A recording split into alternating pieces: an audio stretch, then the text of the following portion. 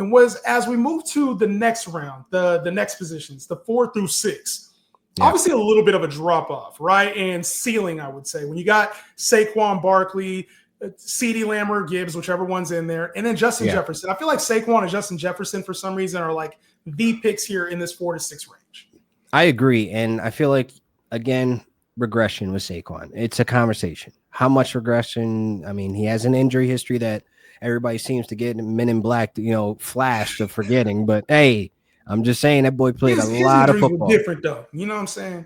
Yes, but that boy played a lot of football. That boy played all the way into February and went on a straight campaign tour and doing every single commercial known to man. That boy has not sat down and rested the body. I understand freak athlete DNA, but come on now. Regression is there. Now, Justin Jefferson, we were speaking about it off camera. Like, bro, like this hamstring injury feels a little weird because, again, it's been some time since this boy been on the practice field, and they're reevaluating it next week, not this week. Like, bro, it's the middle of the week. You can't do this tomorrow morning. Like, what's up? And I do think like that time he's missing away from JJ McCarthy is going to show like a slow start, So I see like this is where these guys are living for a reason, because like once upon a time, Saquon was the top 3 pick. So was Justin Jefferson. But now we're in this 4 through like 7 area where they're kind of living and breathing. It kind of gets you like, I need to make this pick important.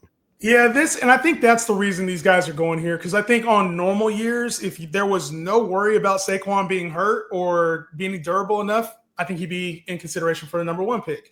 Justin Jefferson, if you're not coming to the year banged up, if Jordan Addison's healthy and we knew what J.J. McCarthy was going to do, he's an elite talent.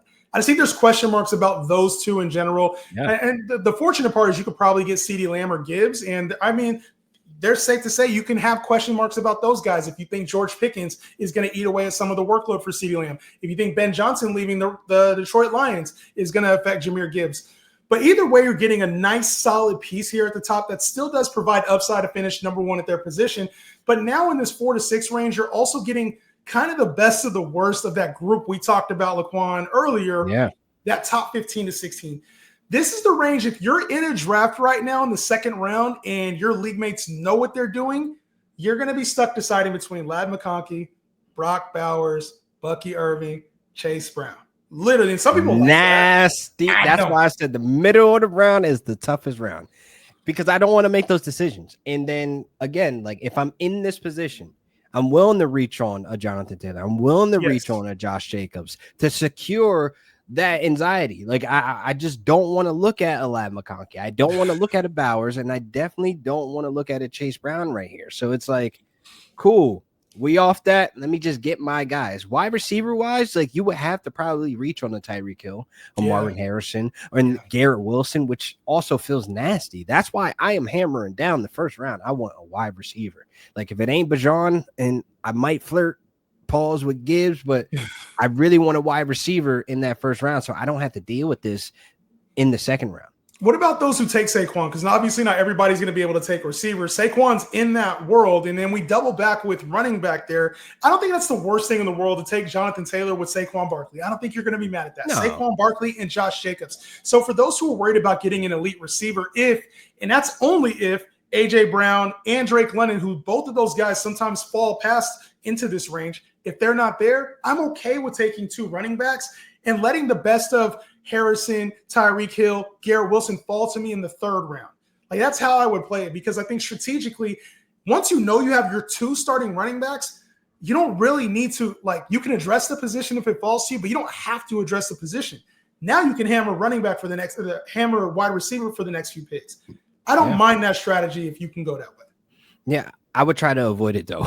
Like why? if I could, because I really do feel like what's better than a Saquon and Jonathan Taylor is probably a CeeDee Lamb and let's say a Tyreek Hill, if I reach on that, or T Higgins in sense. Like I feel a lot better than the question marks with regression in Jonathan Taylor last 3 seasons. Availability has not been on his side. So it's one of those things like you're still taking that risk on double dipping in those rounds. Like it's tough because then you have to address it. We talk about this 3rd and 4th round now. The running back position does kind of dry up. And I mean, you're having to take now, you got to hope Breece Hall is there. You got to hope Chase Brown is there. Bucky Irving is there. Alvin Kamara, Kyron Williams. There's a lot of good running backs in here, but also without the ceiling of an 1,800-yard rusher in Josh Jacobs, without the ceiling of a top 5 guy in Josh Jacobs. It's like you kind of got to reach a little bit here in this round. And there's also some value receiver here too, which makes it tough because I think they're both value positions here in this 3rd and 4th round. The good thing is, if you decide to go LQ's way and you go receiver heavy, you can get 2 running backs in this range. If you decide to go my way and go running back, you can get Devontae Adams in the 4th round. You can get Mike Evans in the 4th round. You can get value receivers. So I don't think it's the end of the world. It's just we're going to keep repeating this probably throughout this entire episode. No tight end, no quarterback if possible. Yes, facts. That's the one thing we on the lock the hell in. Like we ain't mentioning no tight end or quarterback in this range, which is crazy because some people might look at that as like, well, I'm used to getting Josh Allen or Lamar Jackson in this 3rd. You don't have to. Like you don't have to. Like the old mold, the old build does not always work the next season. Like I do feel like in this range, you want to hammer this value to strengthen positions that are kind of fluent in and out with injuries and et cetera. So like I definitely want to have more depth at running back and wide receiver than a quarterback and a tight end that I only need 1 tight end of, in 10 points. Well, in the 4th round, I would say the only case I would take a quarterback or tight end in the 4th round with this middle pick that we're talking about, this 4 through 6, is if for somehow in the 4th round, Lamar comes to you, Josh Allen, everybody's kind of playing the same way and a lot of the talent's gone. Now I can go get an elite quarterback, or like say Brock Bowers or Trey McBride now falls to this back into the 4th, which in most drafts, that's not happening. Now we talking. Now I can get elite upside at this position. But in the 3rd round, there's almost no chance I'm taking a quarterback or tight end, no matter who's there. Like I do think in that 4th round though, real quick, like Kittle might come up. Are you pulling the trigger there on Kittle in that 4th round, like in the middle of that round? I feel like it would depend on who's left because once like Alvin Kamara is gone at running back, I'm not really interested in like James Conner, Chuba Hubbard. I'll wait on running back at that point. Once Devontae Adams is gone, I'm not really worried about Cortland Sutton and Xavier Worthy and Jamison Williams. I'll wait for that the next round and pick the best that's rest. So I think at that point, if George Kittle's there, and all the running backs that I want are gone and all the receivers that I want are gone that I think are elite, that's when I'll take Kittle. What about you? I think so, because I think you hit the nail on the head wrapping it up there where, like, if all my guys that I think are value smash picks, like the high-end guys, like, then okay, then I can settle for Kittle because I can paint a picture where that makes sense in that time. And based on your roster build, it's like that's a kind of balanced, strong approach to it. Getting your elite wide receivers, running backs, and then smack dab in the middle right there, you get a tight end that has that top 3 ceiling. All right, so let's talk about it. Where's the line when it comes to George Kittle here in this range? You taking George Kittle or Terry McLaurin? George Kittle. George Kittle or DK, and I'll go Terry McLaurin there. George Kittle or DK Metcalf? George Kittle. That one's tough for me. I'll probably go DK still. You going George Kittle or DJ Moore? DJ Moore.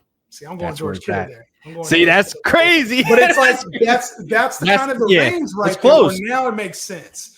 Yeah, so it's a preference. It's a preference call at that point. So, and then when it comes to it later, it comes later to it, right? I also think that's a spot where you have to be very strategic when you take a quarterback and a tight end.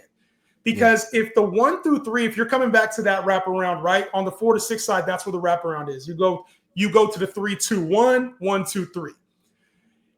If you see that the quarterbacks have been taken there, you need to know that so that you can wait on quarterback and get it at the back end of that wraparound. If you see the teams already have tight ends, you need to wait. But if you see they haven't in the 6th, 7th, and 8th rounds, you need to be very strategic about taking a quarterback or tight end before the wraparound, at least getting the one you want, or having 3 to 4 in mind. Like you can't go into that wraparound with the 3 to 2 and the 1 blind. And I think a lot of people do that. They're just like blindly drafting. Yeah, some folks fall asleep at the draft board because it takes so long to get back to your pick. So it kind of makes sense of why they be falling asleep and not paying attention to those things, because those trends are very, very important to catch them when they start, because then you're going to make a panic pick and when you could have waited, and then you're kind of off your game in the middle of the draft, like literally in the middle of the rounds, where it's like, this is the time where you strengthen your roster. You already took the risky pick up top. Like it's whatever. He gonna be what he be, but this is how you strengthen that squad and your team on a week-to-week basis. Yeah, especially because in those mid rounds, in the 5th and 6th round, in this spot specifically, you have to take the Xavier Worthies, the Jameson Williams, the Rashee Rices. A lot of risk built in there. You want safer options. I find myself taking a lot of like Stephon Diggs or like a Cooper Kupp or Michael Pittman or some of those value picks a little bit later in this spot for whatever reason. So very good point there.